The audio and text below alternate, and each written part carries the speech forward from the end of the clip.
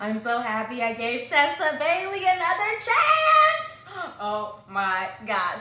For today's installment of A Reader's Rambling, where I, a reader, ramble about a book, I'm going to be discussing It Happened One Summer by Tessa Bailey. So if that sounds interesting to you, stay tuned. Make sure to like, comment, and subscribe, and click that bell notification so you don't miss out on when I post. And now, without further ado, on to talking about this awesome book.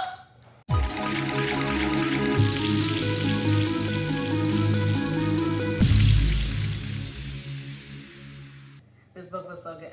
Okay, let me give you a brief synopsis in case you don't want to read this book or you haven't read this book. So basically, there's this girl, Piper, but she's not a girl, she's a grown woman.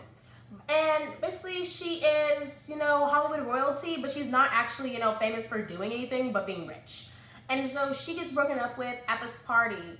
And because she got broken up with at this party, she decides, I need to control this narrative on Instagram. So she ends up breaking into a hotel and having a party at the pool in that hotel. Now, because that was illegal, she gets arrested. And so then her stepdad, who's been spoiling her and giving her all these funds, is like, you know what? No more. So he sends her, exiles her to Washington, not the city, but the state. Westport, Washington, which is where both her parents are from, but she never went back there after her dad died because her mom was overcome with grief. And yes. So, and it's a romance. So she meets this man, this fine man, and it's cute or whatever's. I gave this book 5 out of 5 stars. Can you tell? I think you can tell. I love this book so much. So if that sounds interesting to you, read it. You know what? Even if it didn't sound interesting to you, read it. It's so good. It's so good. On to the spoilers.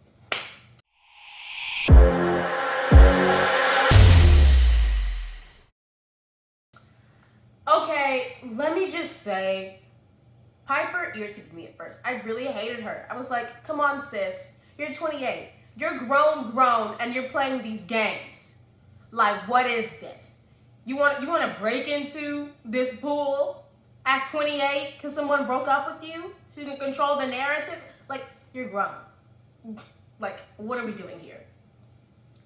And so, basically, she's like, oh, this is so unfair for you to send me to Westport. It's like, you're lucky he's not sending you back to jail. Because remember, her stepdad was mad because her sister, Hannah, was not supposed to post bail. Like, she was supposed to stay in there. So anywho, off to Westport they go. Okay, and they're sent to Westport because their dad, their biological father who died, owned a bar. And when he died, he left that bar to them, the daughters. And so, basically, the stepdad's like, I've been keeping up this place, paying bills and whatnot, because it's been inherited for you, and so you can take over now. And we're gonna send you there, take over it now. And you're gonna live above the bar, because we have that property. That property was left to you. And so they get there, to Westport. And we're gonna flash to Brendan. Oh my gosh. So basically Brendan's, doing his thing, listening to stories on the ship. And, they're all drinking, chilling, having beers at this bar named No Name. When all of a sudden, Piper and Hannah pop up. And they're like, yo, we're looking for this address. And they're like, oh, this is this address. Like, why are you here? And they're like, oh, we own this place, And so then they're like, Brendan's like, what do you mean? What do you mean you own this place? No one's been here for a decade. This is ours. I mean, I don't really remember him saying it out loud that hostilely. He definitely gave that vibe, that angry vibe. And he was thinking it, but he didn't say that. He was more like, is that so? And so also when they get there, they realize that the person who their stepdad had been paying to take care of the place has not been doing that at all. Especially when they get upstairs and it's mice infested! It's awful. It's awful. The next day happens. And once again, because Piper has no hope. She is basically still a fetus. She goes to the grocery store and runs into Brendan because Brendan always goes to this grocery store. He sticks to a very strict, exact schedule. And so he hears her like, oh, how do I make this meal? And so he hears her like, hey Siri, how do I cook a meal? No, Siri, how do I cook a meal that I can do with like 2 ingredients? With her phone. And basically he comes and he's like, are you serious? But he didn't say it like that. But he was basically like, okay, here, let's just make some bolognese. Gives her some protein, gives her like tomato sauce, and says, please don't burn the place down. And what does she do? Of course, almost burns the place down. So Piper's, I gotta run this out the place before this whole place goes up. She runs it outside and she's wielding it outside like, can someone help me? And so Brendan comes out with a fire extinguisher and he puts it out and he's like, I wasn't serious when I told you not to start a fire. I really, like, I wasn't serious when I told you to have the fire department on speed dial. Like, I wasn't serious. And then Hannah's all of a sudden like, stop yelling at my sister. And like, I get it, but like, he wasn't really yelling. He's like, girl, you almost like burned down this entire place and yourself. Like, come on now. Maybe she needs someone to, shake some sense into her. But whatever. So, anyhow, it is what it is. And at this point, I want us to mention that we meet Fox. Fox is Brendan's first mate.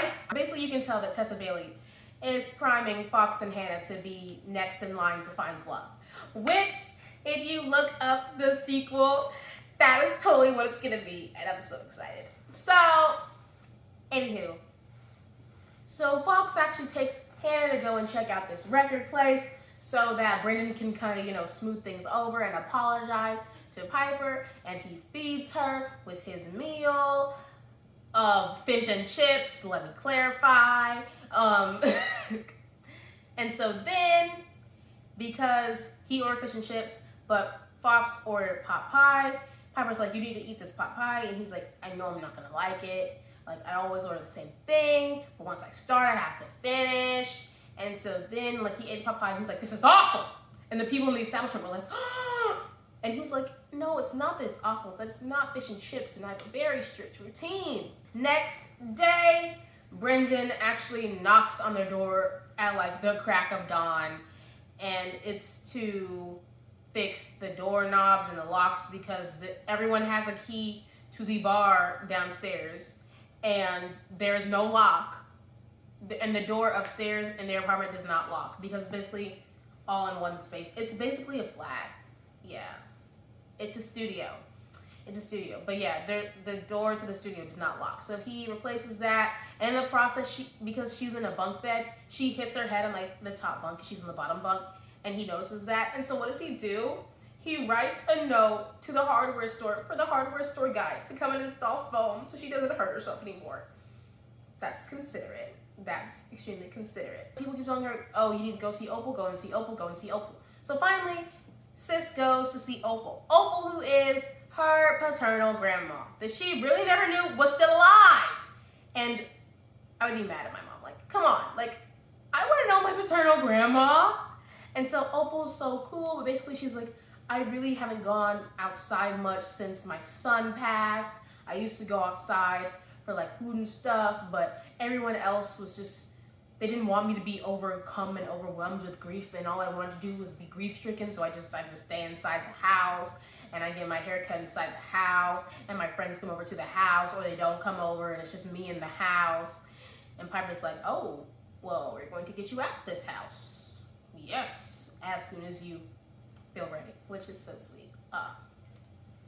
So anywho, then Mick, one of the guys who told her to go and see Opal was like, oh, we're having a little shindig at this bar, come to it. Unbeknownst to her, this shindig is actually for a celebration, a memorial for his dead daughter. His dead daughter, who was Brendan's wife. So she shows up to the party in a sparkly sequin dress with shots in her hand, like, why so glum? Let's party! And then she realizes that it's a memorial and she exits. Yeah. But for some reason, Brendan decides to comfort her. And he goes after her and he comforts her. And then in his heart, he's like, damn, I really should stop wearing this ring, because at first I thought it was a betrayal to take this ring off, but now I'm realizing it's kind of disrespectful to keep this ring on and keep pretending like my heart is not leading me to Piper. But also before this, when he went on a 3-day trip to go and catch some type of fish, he decided to create an Instagram to follow her Insta, and he followed her. He's like, what does this mean? And so he followed her. That was his only follow, and oh my gosh. And she followed him. Oh, so cute. So basically, also, Sis is talking about how they're going to redo the bar and make it all cool and whatnot. And so Hannah and Piper, they start trying to clean it and fix it and do it up. And then guess who strolls in the bar? Brendan with coffee and donuts. And he's basically like helping them move stuff. And also, he showed them that there was a door that they boarded up, and the door that they boarded up leads outside, so they can do like an outside patio. And so she's like, oh my gosh, pergola vibes. And so what does he do? He builds her a pergola with his own bare hands. I mean, and tools, of course, but I mean, oh my gosh. Like, the courtship. Love it. And so then after he builds her the pergola, he's like, you know, I just wanted to build up the courage to ask you out. Ah! And so she's like, yeah. But also she's like, dang it, because I'm really trying to go back to LA. So like, clearly this has to be casual and whatnot.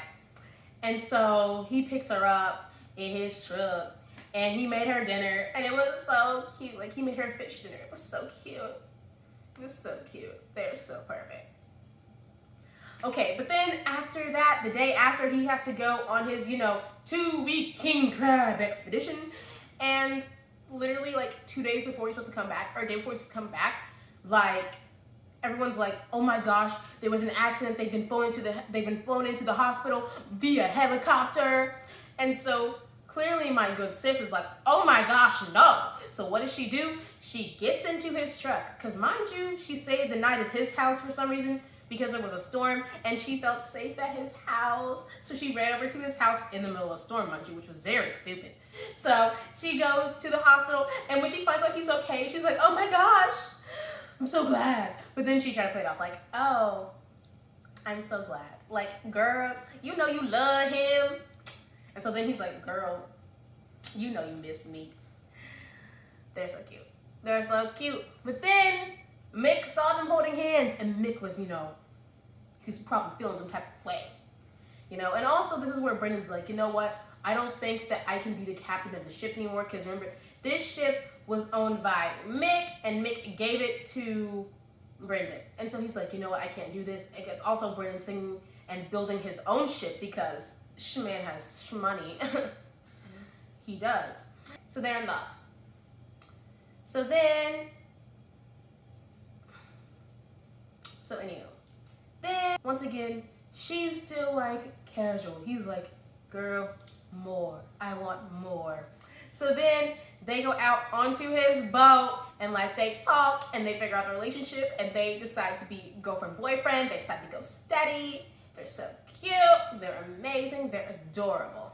Now we are taking a trip to Seattle, and we're going to Seattle because there is this really cool chandelier they need to get, and it's on the way to Seattle. So Brendan decides, let me just plan this trip and we can go to Seattle. Like, he's pulling out all the stops, okay? And so anywho, mind you, Fox is on this trip, so it's Fox and Hannah and Brendan and Piper, and as you can see, Fox and Hannah, they start hitting it off, but like they're pretending like, oh my gosh, we're just friends. But like you can clearly see that there's a spark there. Anywho, so they're in Seattle. And this is the moment where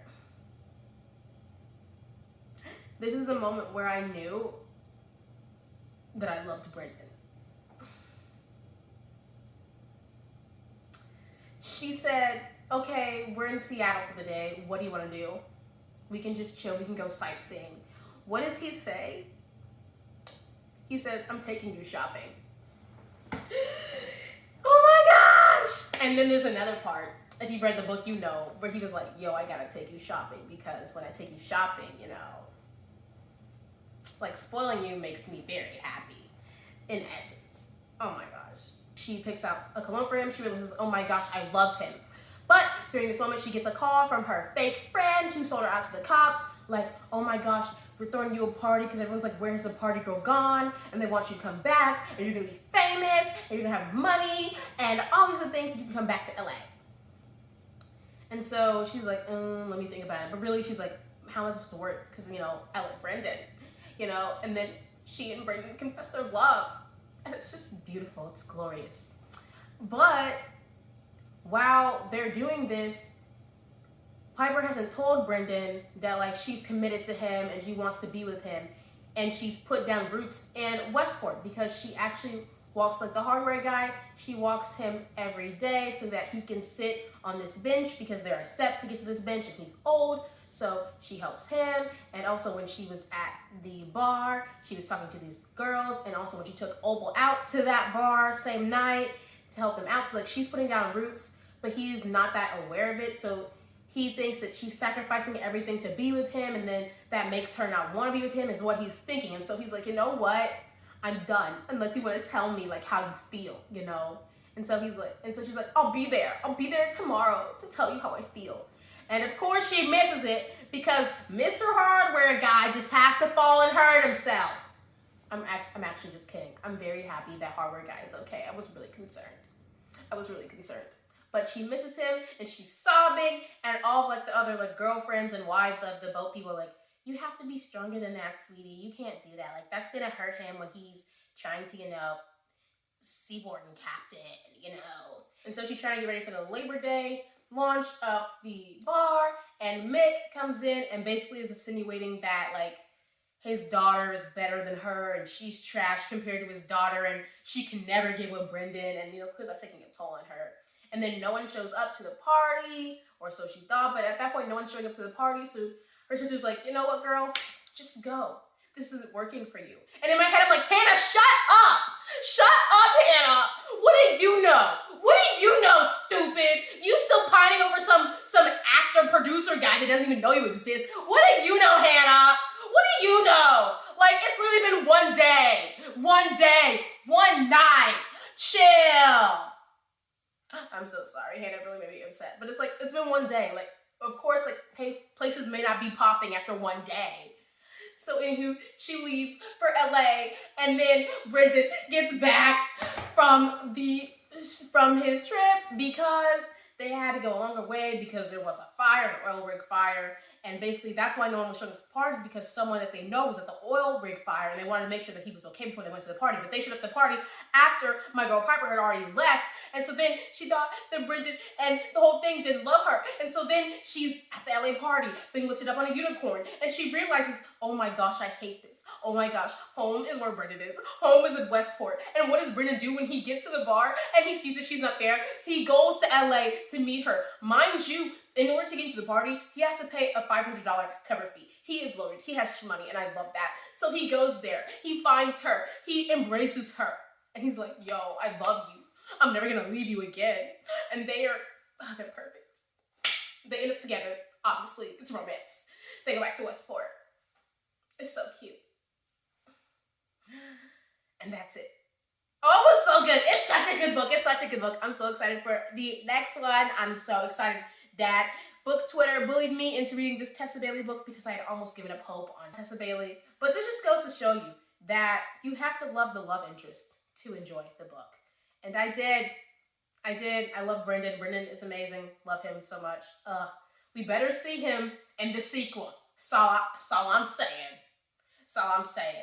So, anywho, that concludes a reader's ramblings. If you enjoyed this video, make sure to give it a big thumbs up, comment, and subscribe, and click that bell notification so you don't miss out on when I post. And now, all that's left to say is, oh my gosh, I love Brendan. Bye-bye.